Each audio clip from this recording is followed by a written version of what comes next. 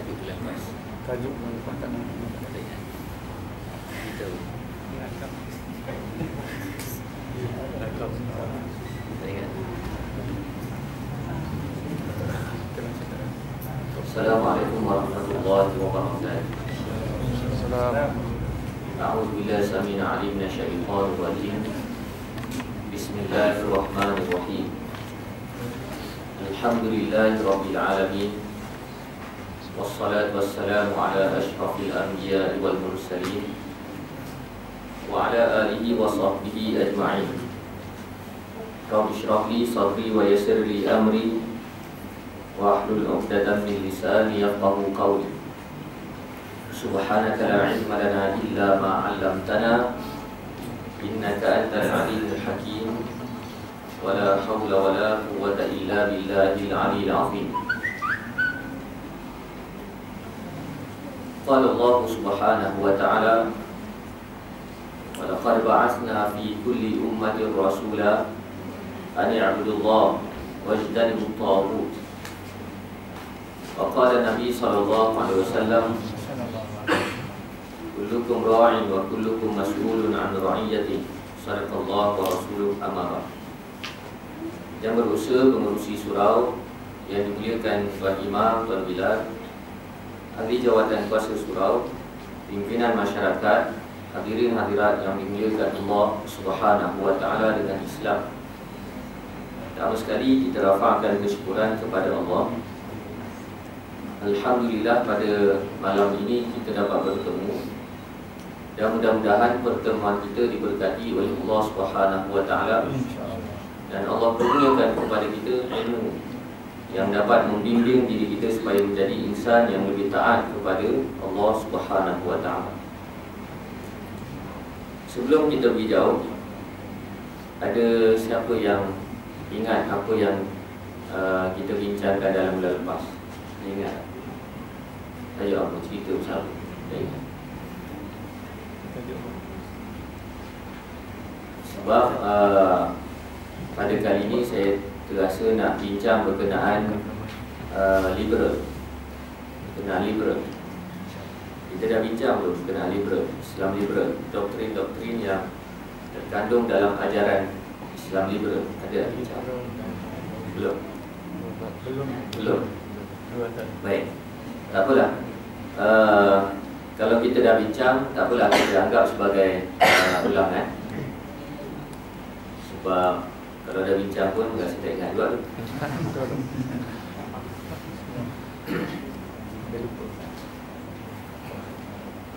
Demi kita memahami ancaman yang dihadapi oleh umat Islam dan gerakannya, kita perlu memahami apakah itu idea yang dibawa oleh Islam liberal, yang mana dari sudut maknanya pun ataupun istilahnya pun mempunyai makna yang saling bercanggah antara satu sama lain.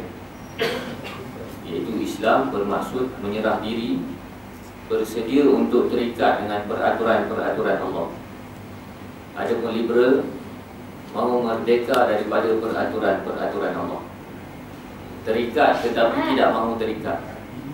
Maka di sanalah berlaku pertembungan makna di dalam istilah Islam liberal itu sendiri. Bermaksud ajaran ini, istilah Islam liberal bukan istilah yang dilabelkan kepada mereka, tetapi mereka sendiri yang menggelarkan diri mereka sebagai golongan Islam liberal. Dan sebab apa kita perlu bincangkan?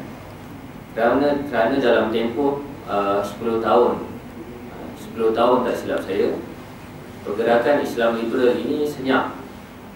Senyap dengan perginya tokoh dia yang ada di Malaysia, yang hangat dulu, namanya Astora Jabat. Tapi kebelakangan ini mereka cuba memunculkan, memposisikan diri mereka di khalayak masyarakat melalui sistem Islam. Maka kita perlu faham apakah sebenarnya doktrin yang mereka bawa. Sama ada ia berbahaya ataupun ia berbeza dari sudut teknikal ataupun furuk semata-mata. Maka kalau kita perhatikan dalam tulisan-tulisan para ulama yang berasal dari Asia Barat, itu negara-negara Arab. Mereka tidak terlalu banyak membahaskan berkenaan Islam liberal. Walaupun ada, tetapi mereka tidak banyak membahaskan Islam liberal itu dari sudut praktik ataupun contoh-contoh yang telah dihadapi oleh mereka. Sebab secara realitinya Islam liberal ini banyak menyerang negara-negara Asia, negara-negara Nusantara. Yang berjaya dirosakkan adalah negara Indonesia. Negara Indonesia. Berpuluh tahun serangan ini berlangsung, awal daripada apa yang kita hadapi menyebabkan Indonesia rosak. Walaupun Indonesia ini negara umat Islam, dan negara yang paling ramai umat Islam adalah Indonesia, tetapi Islam liberal sangat kuat mencengkam pemikiran masyarakat Islam di Indonesia, menyebabkan jadi rosak. Jadi rosak. Sebab apa? Walaupun Indonesia itu disebut sebagai negara umat Islam dan disebutkan dengan rakyat yang paling ramai orang Islam, tetapi mereka ada kelemahan dari sudut perlembagaan.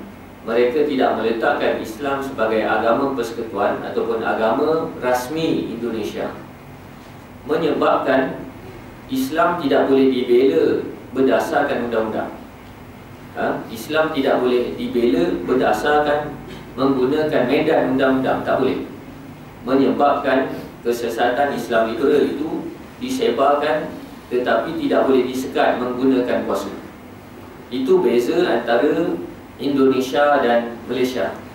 Walaupun negara kita Malaysia, bila disebut sebagai Islam sebagai agama persekutuan, di sana ada kritikan dan kelemahan. Di sana ada kecacatan. Kita boleh anggap Islam sebagai agama persekutuan itu semata-mata slogan retorik yang mengatakan Islam agama rasmi tetapi tidak melaksanakan undang-undang Islam. Itu satu hal yang perlu diteruskan kritikan dan pertentangan tersebut. Tetapi dari sudut yang lain, ada manfaatnya apabila digazetkan Islam sebagai agama persekutuan, bermaksud di Malaysia kita boleh membela Islam menggunakan kuasa undang-undang. Maka itulah beza antara kita Malaysia dengan Indonesia, menyebabkan Indonesia itu rosak sebagaimana yang berlaku sekarang. Maka kalau kita lihat pattern bentuk yang telah menyerang umat Islam di Indonesia, Islam liberal ini menumpukan kepada 5 doktrin utama.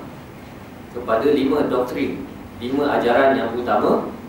Yang pertama kita kenali sejak daripada dulu adalah sekularisme.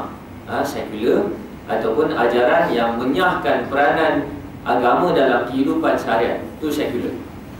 Cuma realiti yang dihadapi oleh umat Islam dan gerakannya pada waktu ini, sekular generasi yang lama telah pun hampir pupus ataupun tidak berkesan. Dilihat Barat sendiri yang selaku penaja kepada sekular ini melihat bahawa rasanya sekular generasi awal ini tidak berkesan. Di mana-mana negara umat Islam, mereka melihat sekular ini semakin tidak diminati oleh rakyat, tidak dipercayai oleh rakyat, dan sekular ini memberi gambaran yang buruk kepada Barat, menyebabkan mereka ingin mewujudkan sekular generasi yang kedua, iaitu golongan-golongan liberal yang kononnya menerima Islam tetapi menerima Islam sebagai nilai semata-mata. Maka kerangka berfikir mereka tetap sama. Kerangka berfikir mereka tetap sama dengan membandingkan kegagalan Kristian yang berada di Barat itu di awal zaman gelap. Mereka cuba mensamakan kegagalan Kristian dengan apa yang dihadapi oleh umat Islam sekarang. Maka kalau kita belajar masa sekolah dulu, kita belajar zaman era gelap masyarakat Barat. Era gelap masyarakat Barat, ketika itu mereka dicengkam oleh kuasa gereja. Mereka dicengkam oleh kuasa gereja dan menyebabkan kuasa gereja itu menindas dengan mengenakan cukai yang banyak. Akhirnya mereka tertekan. Bila mereka tertekan, mereka lancarkan kempen Renaissance. Kemudian wujudlah golongan Protestan dan akhirnya melahirkan fahaman baru, iaitu fahaman sekular atas dasar prejudisnya mereka terhadap agama mereka sendiri adalah Kristian. Ini yang kita belajar dalam sejarah Renaissance. Kalau kita belajar masa sekolah menengah, kalau generasi macam saya lah, kalau yang veteran-veteran ni tak pasti. Ada tak? Ada belajar gitu tak? Cuma satu persoalan, kenapa kita diajar sejarah tersebut? Sebenarnya sejarah tersebut diajar secara tergantung, tak habis cerita. Kita diajar bahawasanya setelah masyarakat barat itu membuang Kristian, membuang gereja, kemudian barulah mereka maju sebagaimana yang ada sekarang. Itu yang kita belajar. Sedangkan penceritaan itu tidak habis. Sepatutnya dari sudut sejarah mereka membuang Kristian dan mereka mengambil nilai-nilai pelaksanaan sistem yang ada bermodalkan negara Islam Andalus, kemudian barulah mereka maju. Walaupun mereka tidak memeluk Islam, mereka menggunakan pakai sistem-sistem Islam. Itu yang sepatutnya diajar. Tetapi sekadar diajar setelah mereka membuang Kristian, membuang gereja, membuang padri, terus mereka maju. Sebenarnya ini merupakan satu agenda untuk memprojekkan minda masyarakat Islam supaya sejak seawal di bangku sekolah lagi menerima sekiranya kita mahu maju, kita kena buang agama sebagaimana barat. Ini secara halus menyebabkan keluar saja daripada sekolah masing-masing sudah menerima secara rasional bahawasanya sekular ini merupakan satu kemestian sekiranya kita mahu maju. Maka kerangka ini jugalah yang digunakan pakai oleh sekular generasi yang pertama, yang telah menggugat umat Islam, yang telah menentang umat Islam dan gerakannya dalam tempoh 60 tahun, 70 tahun. Dan seawal tahun 2000 ditaja golongan-golongan sekular generasi yang baru yang dilihat tetap bersetuju dengan Islam, tetapi bersetuju dengan Islam pada nilai-nilai sahaja, tetapi tidak bersetuju pada pelaksanaan Islam. Sama sekular ni, sama sekular ni. Maka kita dapati mutakhir ini orang mengatakan bahawasanya saya setuju dengan Islam. Jangan kata saya tak setuju dengan Islam. Saya bersetuju dengan Islam. Saya bersetuju dengan Islam, tetapi yang saya bersetuju adalah keadilan. Saya bersetuju adalah nilai-nilai Islam. Ada pun pelaksanaan Islam tak penting. Jangan terlalu kita jumud dan rigid untuk melaksanakan Islam. Islam tak sesuai dalam kondisi kita sekarang, tetapi yang perlu kita pentingkan adalah nilai-nilai Islam itu semata-mata. Maka ini merupakan bahasa sekular generasi yang kedua yang dibawa oleh golongan-golongan liberal, dan golongan ini ada di setiap kelompok masyarakat Islam, disuntik masuk ke setiap kelompok masyarakat Islam.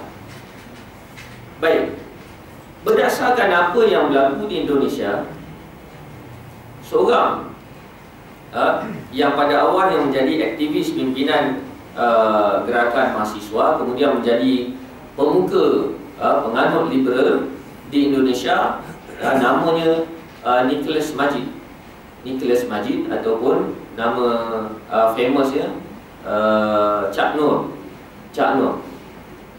Dia cuba menduplikat, meniru apa yang telah difahami oleh golongan Protestan Kristian, mengatakan bahawasanya di dalam Bible itu sendiri mempunyai isi kandungan sekular.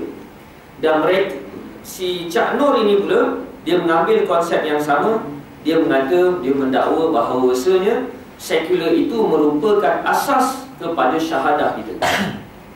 Sekular yang membuang menidakkan peranan agama dalam kehidupan itu merupakan antara asas utama di dalam syahadah. Kita fikir pun pening kepala, macam mana? Part mana yang syahadah kata sekular itu? Maka hujah yang sama yang sedang dipasarkan di negara kita Malaysia, melalui forum, melalui tulisan, melalui wacana dan pelbagai saluran lagi, mengatakan bahawa sekular ini ada di dalam Islam. Melalui apa? Syahadah la ilaha illallah, tiada Tuhan melainkan Allah. Bukankah syahadah, awal syahadah itu kita menafikan tiada Tuhan? Tidak ada Tuhan illallah, melainkan Allah. Bermaksud pada awal secara default kehidupan kita, kita perlu membebaskan diri kita daripada keterikatan kita dengan Tuhan. La ilaha, tiada Tuhan. Awal-awal hidup tiada Tuhan illallah, melainkan perkara yang berkaitan dengan ritual ketuhanan, barulah kita merujuk kepada Allah Subhanahu wa taala. Maka inilah yang difahami sebagai sekular. Politik tak payah kita rujuk Islam, ekonomi tak payah rujuk Islam, pembangunan negara tak payah rujuk Islam, pendidikan tak payah rujuk Islam. Yang rujuk Islam apa? Solat, puasa, zakat, haji, itu sahaja. Sebab apa? Pada awal la ilaha, tiada Tuhan, ikut suka akulah aku nak hidup. Sebab apa? Tidak ada peranan Tuhan illallah, melainkan peranan yang berkaitan dengan Tuhan. Ini asas kepada ajaran sekular yang dibawa oleh golongan-golongan liberal mutakhir ini. Dan kita jangan terkejut, benda ni sedang dipasarkan, sedang diwar-warkan oleh golongan-golongan liberal yang turut ada di Malaysia. Baik, itu yang pertama, sekular. Yang kedua, doktrin yang kedua iaitu pluralisme.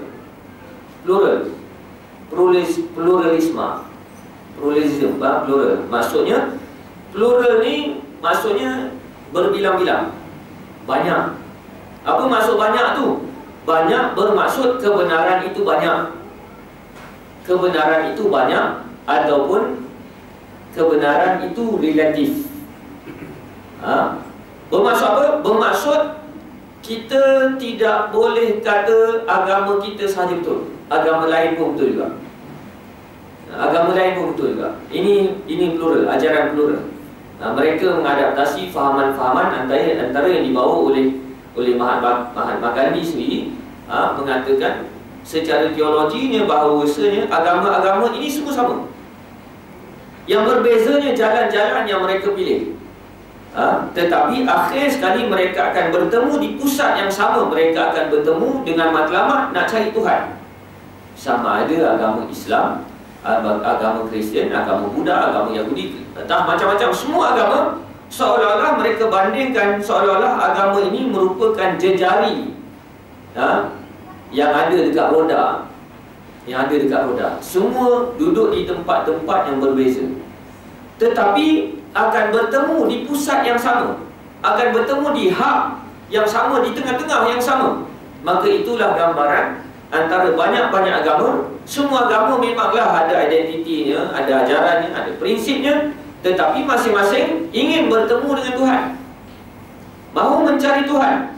Maka akhir sekali agama ini semua akan bersatu. Maka oleh kerana atas konsep tersebut, kita tak boleh kata agama kita je betul, sebab masing-masing pun nak cari Tuhan. Masing-masing pun nak cari Tuhan.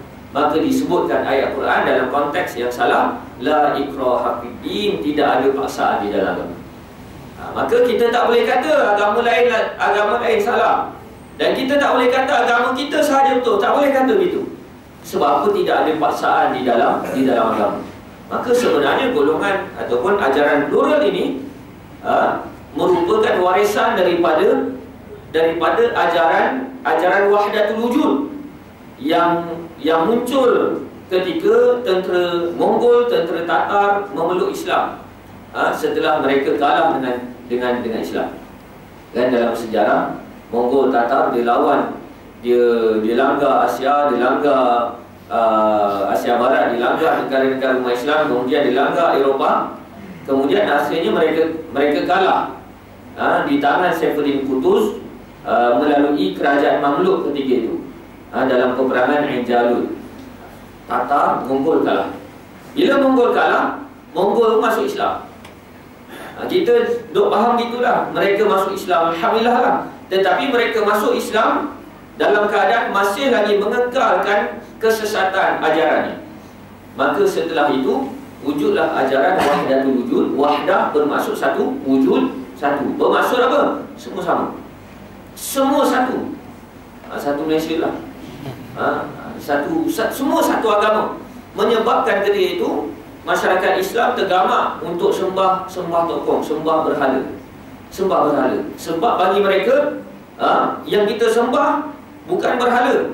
Kerana kalau kita tanya dekat penyembah-penyembah berhala itu, mereka bukan sembah patung. Sebenarnya patung itu merupakan zulfa, merupakan perantara mereka dengan Allah yang didakwa oleh mereka.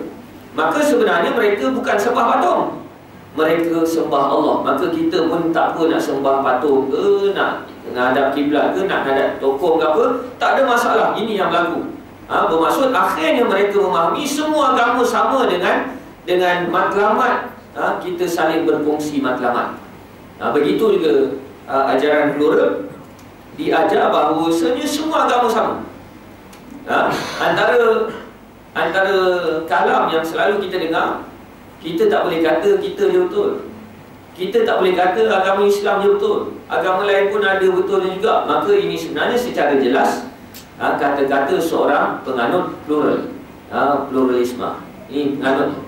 Baik, maka kalau kita rujuk di dalam kajian-kajian perancangan, tak kiralah di kalangan golongan-golongan plural ataupun golongan-golongan orientalis, mereka cuba membayangkan kepada kita bahawa sesiapa yang mempertahankan prinsip, sesiapa yang mempertahankan prinsip kebenaran dengan hujahnya yang dipegang, kemudian dia tak nak terima hujah orang lain, walaupun hujah orang lain itu mengarut, maka orang itu merupakan orang yang jahat. Maka orang itu orang yang jahat. Senjata ini cuba digunakan apabila berhujah, sudah pastilah hujah mereka kalah dengan hujah Islam. Bila sampai satu keadaan berlaku medan perdebatan, bila medan perdebatan antara orang beriman dan orang liberal ini, dia akan berdebat, dan sudah pastilah golongan liberal ini akan kalah dalam berhujah. Bila kalah dalam berhujah, orang pun nak terima Islam lah. Maka mereka akan kata, inilah orang Islam tak nak toleransi langsung, asyik dia je betul, kita tak ada betul langsung. Menyebabkan orang beriman yang telah memenangi hujah tersebut terus merundum jatuh dengan saraf tersebut, menyebabkan orang persepsi audien mengatakan, betul lah, memanglah kau ada hujah, tapi kenapa kau keras sangat? Memanglah kau ada hujah, tapi kenapa kau tak nak terima alasan dia, walaupun alasan dia kita tak boleh terima, tapi kenapa keras sangat? Menyebabkan orang yang menang dalam hujah itu terus dihukum sebagai orang yang jahat. Ini yang berlaku. Ini yang berlaku. Terus dihukum sebagai orang yang jahat. Sebab itu antara buku yang boleh kita selak, antara yang ditulis oleh Charles Kimball, seorang pemikir orientalis. Dia menyenaraikan benteng-benteng kekuatan Islam. Dia menyenaraikan benteng-benteng kekuatan Islam. Dia senaraikan 5 dalam buku yang tajuk Bila Agama Menjadi Syaitan, When Religion Become Evil. Apabila agama menjadi syaitan. Dia cuba membayangkan kepada masyarakat bahawasanya orang yang berpegang dengan agama ni jahat. Ini plural. Dia cuba bayangkan orang yang berpegang dengan agama ni jahat. Adapun kami yang sedia jahat ni, memang kami jahat, tapi kami tak adalah jahat sangat. Ini. Sebab tu kita jumpa kadang-kadang orang tu jahat, kemudian orang tu dinasihatkan, kemudian orang akan salahkan orang yang nasihat. Disalahkan sebab apa? Pendekatan tak kena, sebab kenapa kau keras sangat, kenapa kau tak buat bincang dulu, kenapa kau tak buat dialog dulu. Benda ni semata-mata nak bagi persepsi bahawasanya yang sesat tu memang sesat, tapi dia tak jahat sangat. Adapun kau yang betul, kau memang betul, tapi kau jahat. Maka antara benteng kekuatan Islam yang cuba diruntuhkan, antara yang 5 itu, antara salah satunya disebut bahawasanya Islam ini diajar umatnya berkenaan kemestian betul. Ajaran Islam mesti betul, absolute truth, bermaksud mesti betul. Islam ni mesti betul. Ini ajaran Islam. Ini ajaran Islam. Apabila orang Islam meyakini, beriman dengan ajaran bahawasanya apa yang datang daripada Allah dan Rasul ni mesti betul, payah kita nak tembusi pasaran minda mereka. Payah nak tembus, payah nak doktrin mereka, payah. Maka bagaimana nak buat? Maka nak buat supaya orang Islam boleh menerima doktrin kita dengan mengungkapkan bahawasanya sesiapa yang berkeras dengan prinsip, sebenarnya dia seorang yang tidak toleran, dia seorang yang keras kepala, dia seorang yang degil, dia seorang yang baik, tetapi bersikap jahat terhadap orang yang jahat. Ini yang dibuat. Maka akhirnya wujudlah satu stigma baru, iaitu label. Labeling. Kita jangan label orang, kita jangan label orang, kita jangan label orang. Label ini sebenarnya merupakan mekanisme plural untuk memastikan umat Islam buta mana betul, mana salah. Sebab itu dalam Islam, yang diharamkan kepada kita adalah ejek. Yang dihalalkan kepada kita sebagai laras bahasa penerangan adalah label. Ini kita kena faham. Kita kena faham. Sebab label ini merupakan perantaraan bahasa. Kita nampak perompak, takkan kita nak kata dia seorang yang mengambil harta kita tanpa izin. Kena kata perompak. Perompak tu label. Ada pun ejek tak boleh. Ejek tak boleh. Yang kita boleh adalah label. Sebab itu kadang-kadang orang terkeliru dengan plural ini, maka terkesan orang terus menggunakan ayat yang bersalahan konteks. Wala tanabadu bil alqab. Jangan kamu panggil orang dengan panggilan-panggilan yang hina. Ayat ini bukan berkaitan dengan label, tetapi ayat ini berkaitan dengan ejek. Sebab antara sebab turun ayat ini, apabila seorang sahabat radhiyallahu anhu memanggil sahabatnya yang lain dengan panggilan ya ibn sauda, wahai perempuan hitam. Perempuan hitam tu label ke ejek? Ejek. Ayat ini berkaitan dengan ejek, bukan berkaitan dengan label. Kalau kita jumpa golongan yang sekular, kita kena kata dia sekular. Tapi kalau kita jumpa orang yang sekular, kita kata dia ni jalan kepit macam pondan, dosa. Sebab itu adalah ejek. Adapun untuk menerangkan kepada masyarakat dia ni sesat sebab dia ni sekular, menganut fahaman, di label begitu, tidak mengapa. Sebab apa? Itu merupakan cara laras bahasa menerangkan kepada masyarakat. Bahkan kaedah itu jugalah yang digunakan oleh Allah dan Rasul. Label. Sebab tu kadang-kadang orang kata jangan label. Menyebabkan apa? Kesannya apa? Masyarakat tak tahu mana betul, mana salah. Sebab orang salah pun kita tak boleh kata dia salah. Ada pun orang yang betul, kita boleh kata dia salah. Ini hasil daripada kita terlalu alergi dengan label. Dan kita kena faham label ni sebenarnya satu instrumen untuk memastikan orang boleh menerima plural.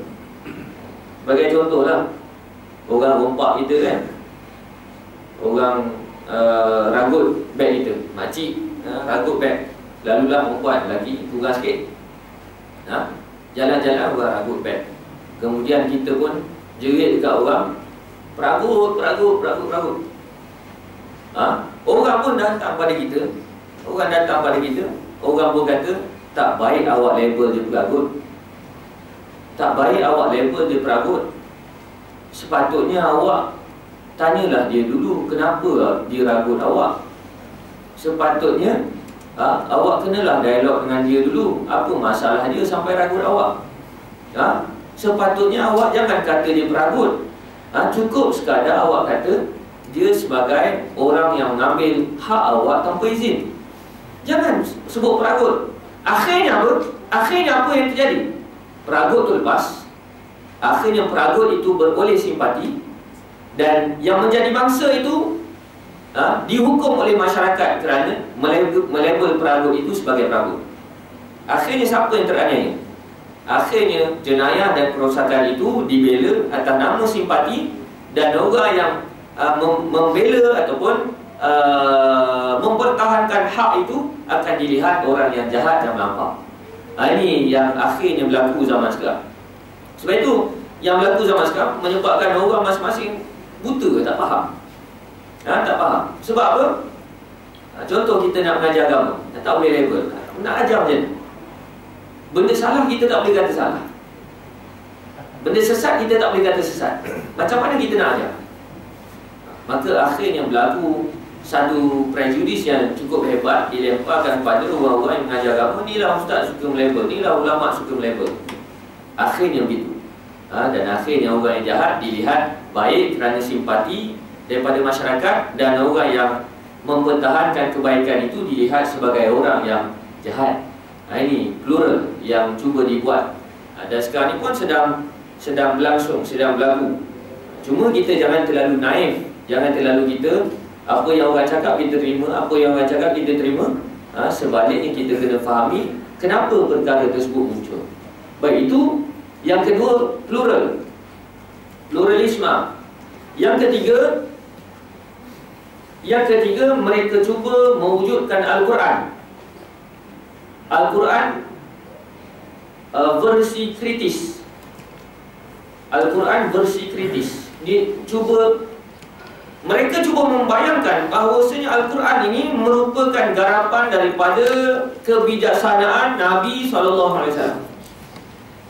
Maka bila Al-Quran ini hasil daripada kebijaksanaan Nabi, bermaksud bila Nabi dah tak ada, Al-Quran juga perlu mengikut kebijaksanaan kita. Itu maksudnya. Sebab itu kita kalau sebelum ni kita tak tahu.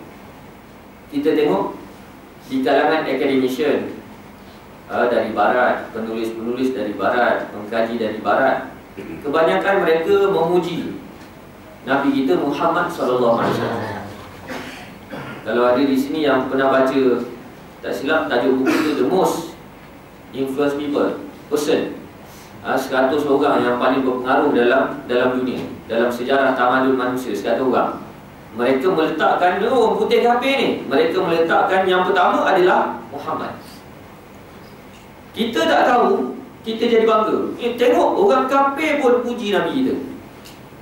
Orang kafir pun puji Nabi kita, kata Nabi kita bijak, kata Nabi kita pandai, kata Nabi kita berstrategi. Dia ajar itu. Supaya apa? Supaya kelak kita akan lebih meyakini bahawasanya Nabi itu berjaya sebab Nabi ini bijak. Nabi ini berjaya sebab Nabi ini pandai manipulate. Bakat dia dalam ngurus pengaruh, akhirnya berjaya. Akhirnya kita akan faham itu. Bila kita faham itu, kita tengok Quran boleh macam.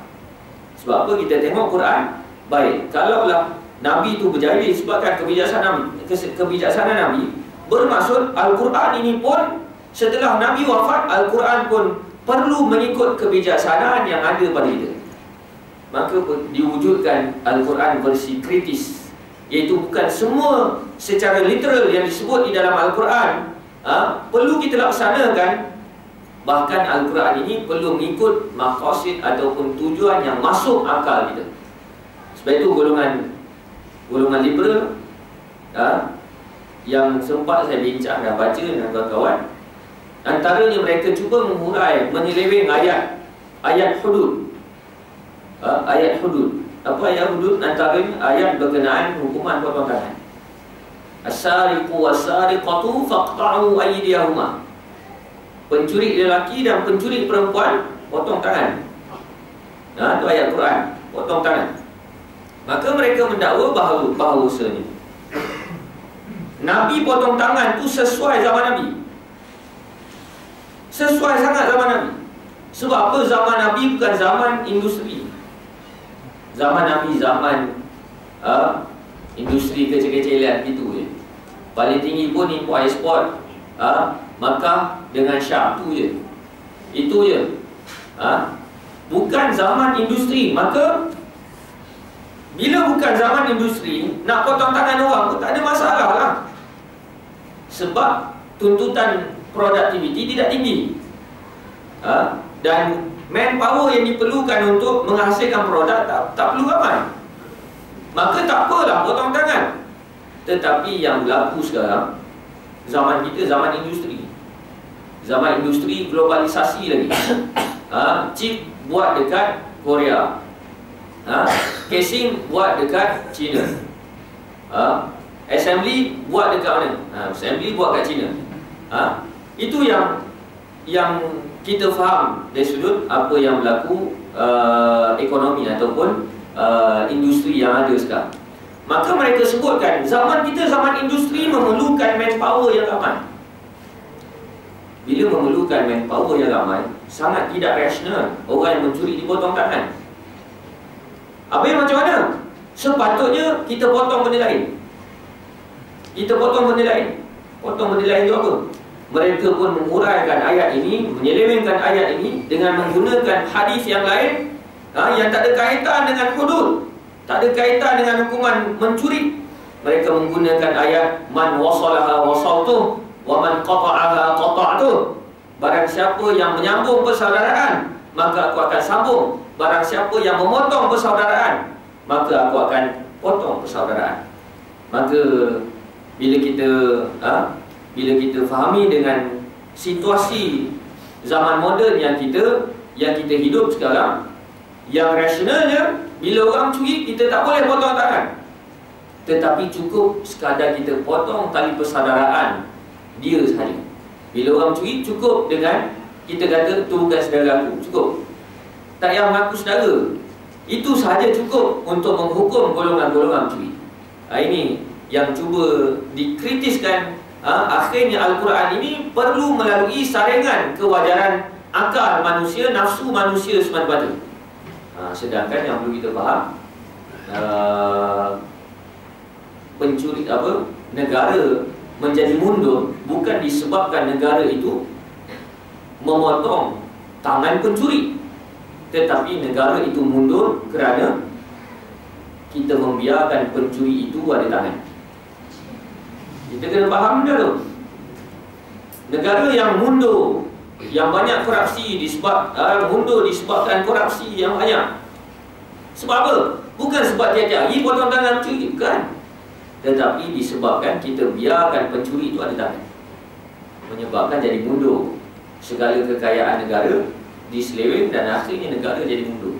Ini yang berlaku. Akhirnya menyebabkan kita akan dengar orang kata, yalah Quran tapi wakil lain. Benda ni kita akan dengar. Quran memang Quran, tapi berdasarkan realiti tidak sesuai. Itu merupakan fahaman menetas daripada pemikiran liberal yang menganggap bahawasanya Quran ini perlu dikritiskan. Baik, itu yang ketiga. Yang keempat, mereka cuba menggambarkan bahawasanya Al-Quran ini ada masalah dari sudut keabsahannya. Dari sudut keaslian Al-Quran ada masalah. Ada masalah. Sebab apa? Sebab mereka menjadikan Kristian itu sebagai rujukan kes. Bila orang Barat berpegang Kristian menyebabkan mereka mundur, dan akhirnya pun mereka buat kesimpulan kalau kita pegang dengan Islam, kita pun akan mundur. Gitu. Dan begitu juga Kristian dia berhadapan dengan masalah Bible mereka mengalami pencemaran yang teruk. Tak boleh bezalah mana kalam Tuhan, mana kalam Jesus, mana kalam Paulus, mana kalam Matthew, mana kalam Lukas. Tak boleh beza dah. Yohana lah, macam-macam. Tak boleh beza. Bercampur aduk, tidak asli. Maka begitu jugalah mereka cuba gambarkan kepada Al-Quran yang telah dijanjikan oleh Allah terpelihara sehinggalah hari kiamat.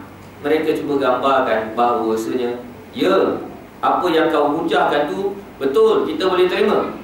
Hujah kau memang kuat, berdasarkan Quran memang kuat. Tetapi satu persoalan, adakah Quran yang kau pegang itu adalah Quran yang sebenar, ataupun Quran yang kau pegang itu adalah Quran versi Sayyidina Osman? Versi Sayyidina Osman. Aku nak tanya pada kamu, adakah sahabat tu Sayyidina Osman dia? Mana pergi sahabat-sahabat yang lain? Mana pergi Quran versi Abu Hurairah? Mana pergi Quran versi Ibnu Abbas? Versi Muawiyah? Mana pergi Quran-Quran tu? Kenapa versi Sayyidina Osman sahaja? Sebenarnya Sayyidina Osman telah pun bertindak dengan kuku besi, dengan menafikan hak para sahabat untuk menyebarkan Al-Quran versi mereka, Sebaliknya Sayyidina Osman hanya membenarkan Al-Quran versi dia sahaja dipasarkan. Maka sebenarnya yang kamu pegang itu memang kamu anggap Quran, tetapi boleh jadi ayat yang kamu jadikan sebagai hujah itu bukan ayat Tuhan. Sebaliknya ia datang daripada Sayyidina Osman. Maka pertikaian inilah yang bahasa canggih ni kita fahami sebagai hermeneutika, iaitu mereka cuba membuat pertikaian kepada keabsahan Al-Quran, keaslian Al-Quran. Itu yang keempat. Dan benda ni pun rasanya belum berlaku di Malaysia, dan akan datang kita akan berhadapan dengan ancaman ini. Sebab itu satu-satunya agama yang mengajar umat ni supaya menghafal kitab agama hanya Al-Quran, hanya Islam.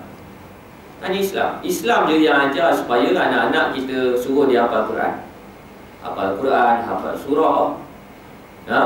Supaya apa? Al-Quran itu walaupun orang nak seleweng macam mana sekalipun, Al-Quran tersemat di dada-dada umat.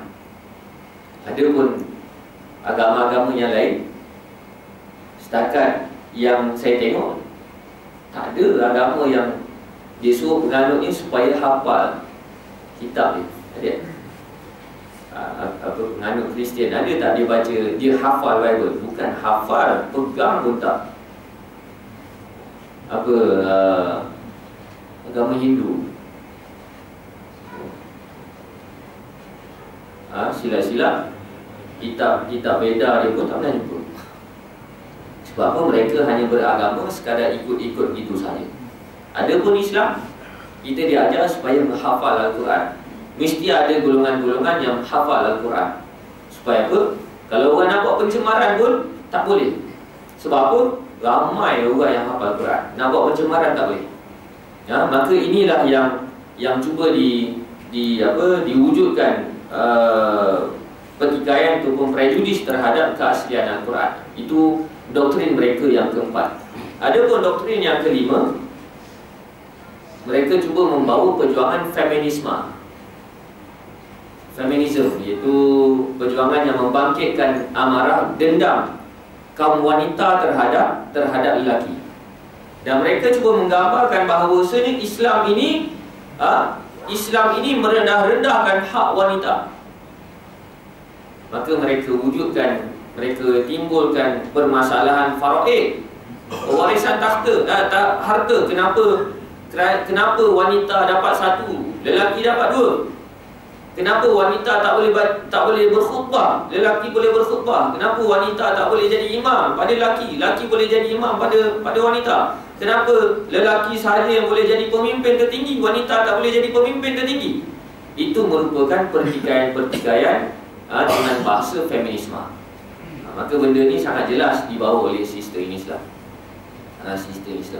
Sedangkan Allah menyebutkan inna khalaqnakum min dzakarin wa untha wa ja'alnakum syu'uban wa qabaila lita'arafu. Aku jadikan kepada kamu lelaki dan perempuan. Lelaki dan perempuan ni awliya ba'dhum bi ba'd.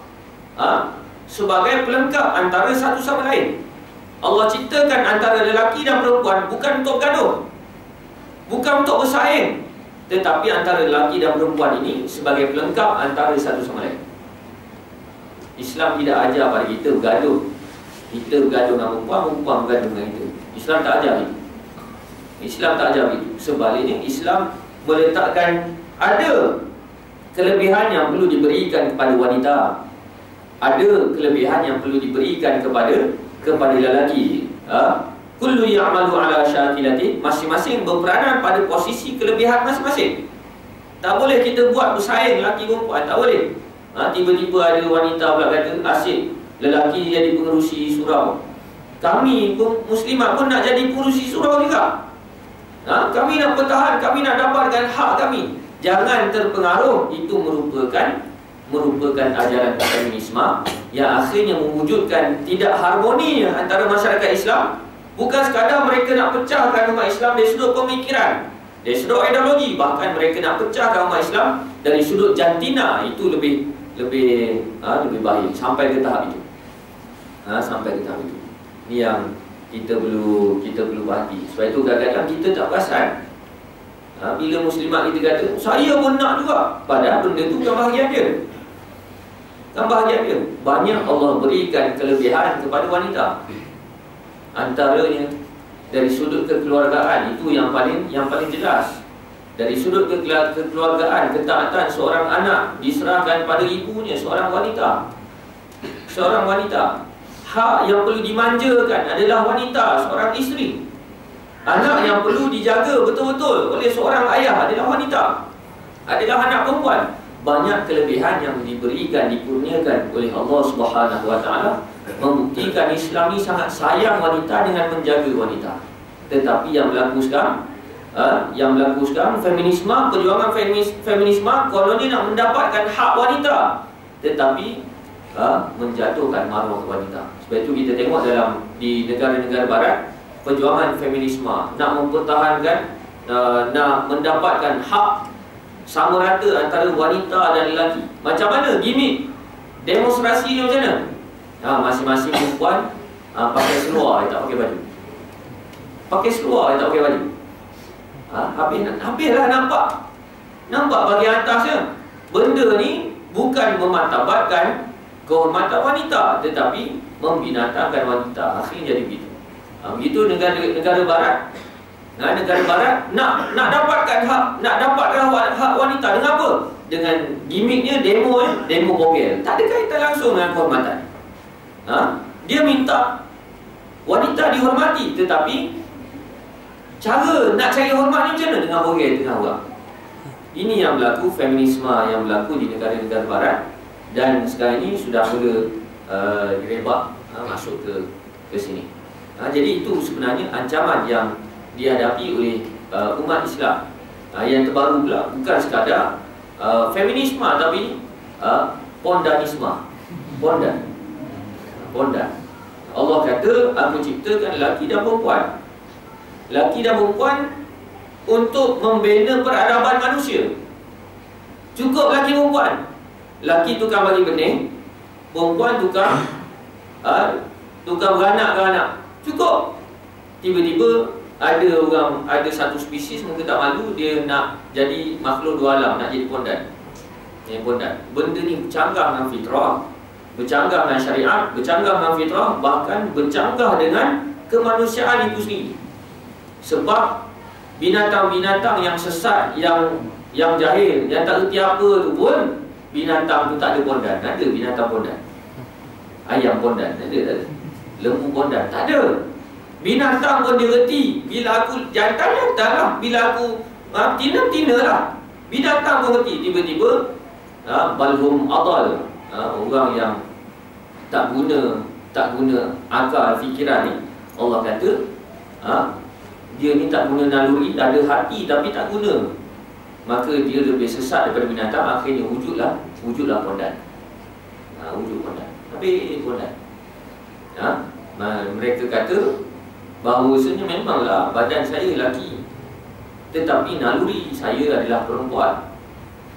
Bila dikata gitu, bermaksud dia menganggap, dia dakwa bahawasanya Allah itu tersilap. Tersilap apa?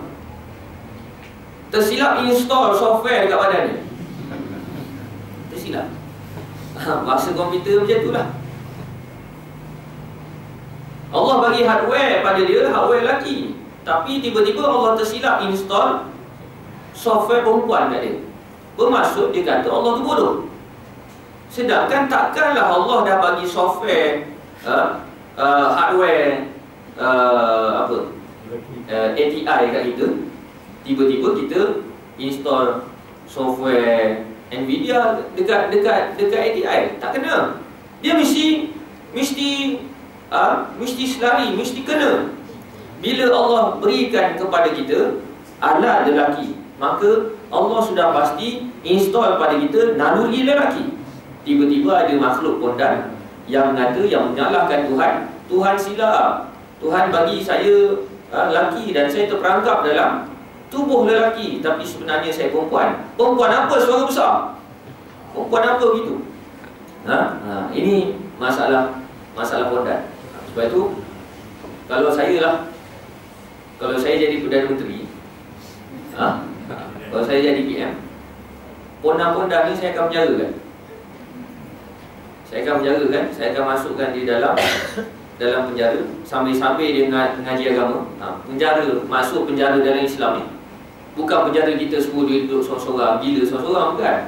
Penjara ni kita asingkan dia, kemudian kita bagi kelas agama, dia tiap-tiap hari, supaya apa? Bila dia pondan tu, sekurang-kurangnya kau nak pondan, kau pondan sendiri-sendiri, jangan pengaruhi orang lain. Ini yang berlaku sekarang bila kita bebaskan pondan ni berkeliaran, menyebabkan dia akan pengaruhi orang lain. Dan akhirnya mereka katakan, kesianlah kami dizalimi. Kami pondan dizalimi. Kita ni sebenarnya nak apa? Basah dia orang macam tu kan. Tak malu menyusahkan